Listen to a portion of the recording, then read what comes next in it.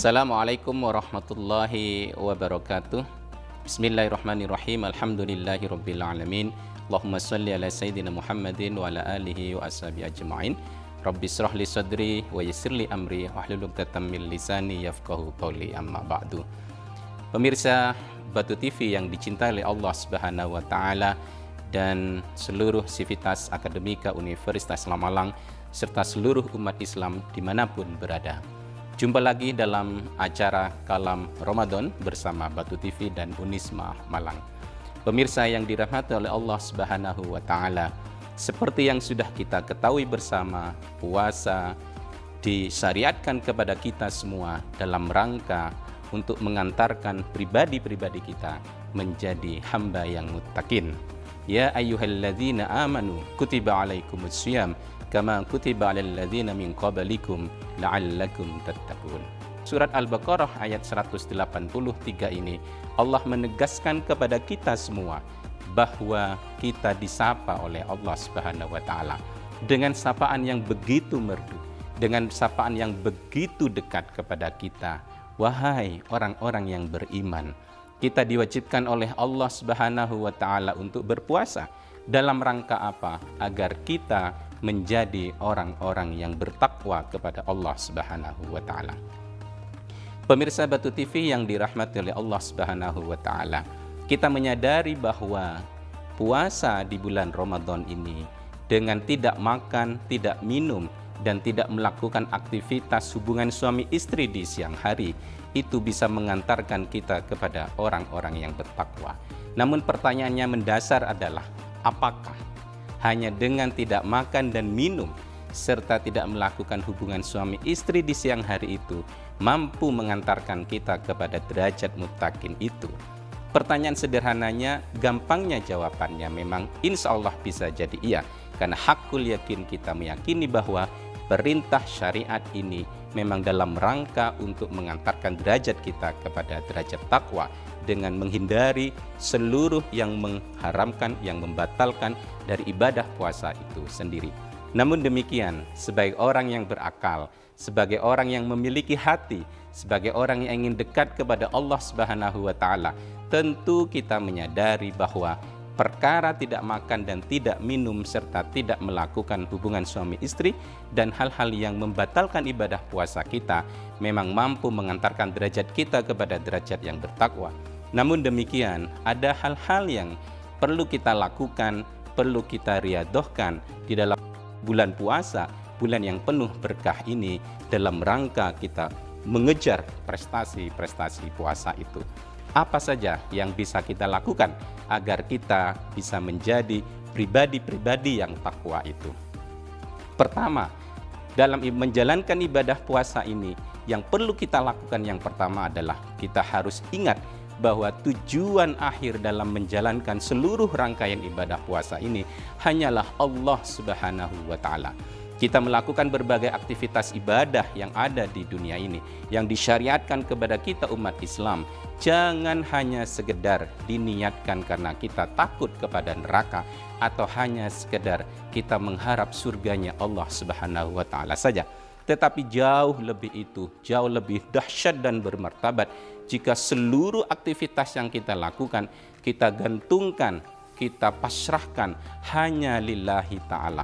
Kepasrahan kita melakukan seluruh rangkaian ibadah inilah sebagai pembuktian kita dicatat oleh Allah sebagai hamba yang taat, sebagai hamba yang selalu menggantungkan diri kepada Allah Subhanahu wa taala. Yang kedua, apa yang bisa kita lakukan agar kita bisa menjadi pribadi yang bertakwa itu? Tentu kita harus melakukan taubatun nasuha. Bulan Ramadan, bulan pengampunan, bulan yang harus kita optimalkan untuk mengejar ampunan Allah Subhanahu wa taala. Sangat merugilah mereka yang ada pada bulan ini, pada selesainya ibadah puasa di bulan Ramadan, kita tidak mendapatkan ampunan dari Allah Subhanahu wa taala. Maka bulan ini kita jadikan bulan untuk mendekatkan diri dan beristighfar serta memohon ampunan kepada Allah Subhanahu wa taala. Yang ketiga, untuk menjadi pribadi yang bertakwa, kita harus melakukan mujahadah, perjuangan melawan hawa nafsu. bagaimana nafsu ini betul-betul kita kendalikan. Jangan sampai diri yang naif ini dikendalikan oleh nafsu. Seperti apa caranya? Pemirsa Batu TV yang dirahmati oleh Allah Subhanahu wa Ta'ala, seringkali kita di bulan Ramadan ini hanya sekedar mengganti jadwal makan kita. Sahur menjadi jadwal perubahan dari makan pagi dan makan siang, serta berbuka puasa menjadi jadwal perubahan dari biasa yang kita makan di sore hari. Maka dengan melakukan mujahadah, bagaimana kita bisa mengatur ritme untuk sekedar sedikit makan, untuk sedikit tidur, untuk memperbanyak diri mendekat kepada Allah Subhanahu wa Ta'ala. Yang terakhir, pemirsa Batu TV serta Universitas Islam Malang yang dirahmati oleh Allah Subhanahu wa Ta'ala. Yang terakhir, untuk menjadi pribadi yang bertakwa di bulan yang penuh rahmah, di bulan yang penuh kasih sayang ini, senantiasa marilah kita mendekatkan diri kita kepada Allah Subhanahu wa Ta'ala. Kita jadikan bulan Ramadan ini momentum kita untuk melakukan muraqabah kepada Allah Subhanahu wa Ta'ala, melakukan pendekatan diri sedekat-dekatnya kepada Allah Subhanahu wa Ta'ala. Kita lakukan seluruh kewajiban kita di dalam bulan Ramadan ini, ditambah dengan kegiatan-kegiatan ibadah-ibadah yang sifatnya ritual seperti sholat malam, khatmil Quran, dan juga kita menyebar kasih sayang kepada sesama manusia. Karena setelah kita melakukan berbagai pendekatan kita kepada Allah Subhanahu wa Ta'ala, rasanya Allah tidak ridho kalau juga kita tidak melakukan pendekatan diri kepada sesama manusia. Hablum minallah, hablum minannas. Pemirsa Batu TV yang dirahmati oleh Allah Subhanahu wa Ta'ala, itu sedikit yang bisa saya sampaikan dalam kesempatan yang baik ini.